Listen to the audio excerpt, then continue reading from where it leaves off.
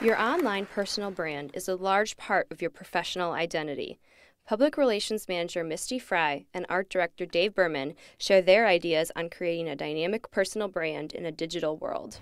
In the marketing world, there's a lot of talk about personal brand, particularly when you're talking online with Twitter, Facebook, all of that. But what does that actually really mean?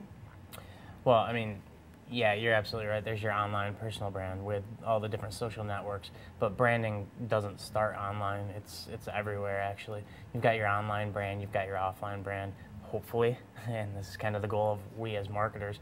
They mesh. Right. That's kind of the whole point of branding, to be consistent about it. Do you have any examples of where online you're thinking branding? You're focusing on social media?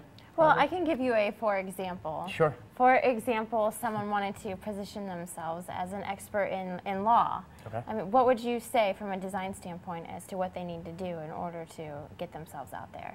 Well, other than whatever website they'd be on, if they're a lawyer at X company, that X company has their own brand, and you as an employee of it need to embody that brand. But you as Misty Fry, lawyer extraordinaire, you're putting out your name somewhere else. I would guess you're probably going somewhere like a LinkedIn, which is a completely different target audience and a completely different way of portraying yourself than MySpace. If you're on your LinkedIn, you have a nice professional photograph that shows that you're sophisticated.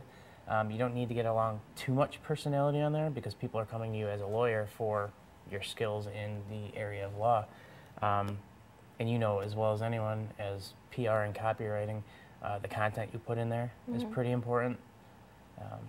And I agree, because I think that there's a lot of avenues out there to be able to share information now. Using the example of a LinkedIn profile, if someone gives a presentation, they can now upload their PowerPoints onto SlideShare. Or if they have their own blog, they can put that tool on there too, so people can continue to read their status updates.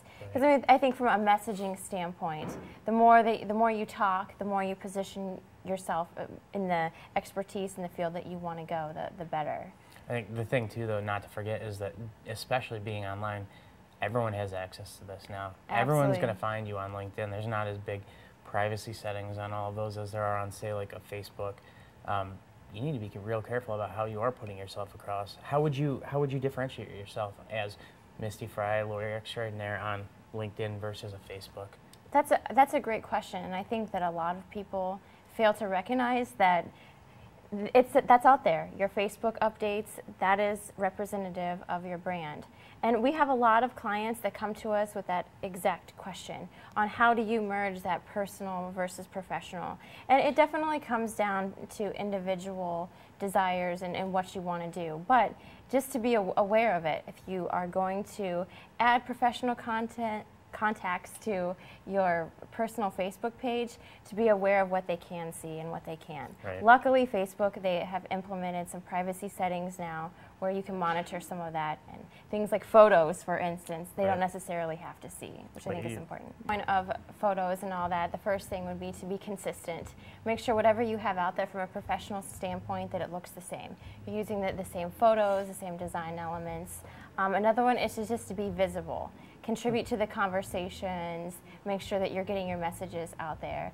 And then the third one I would say would be to integrate what you're doing offline with online. So for instance, if you're giving a speech somewhere, then you can post those PowerPoint slides to SlideShare, or you can capture video and post that on YouTube, because now with the digital world, all of that is just, it's all one.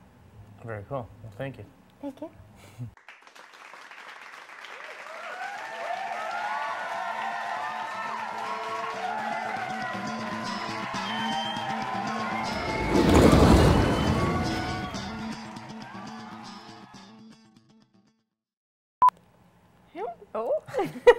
It just looked weird.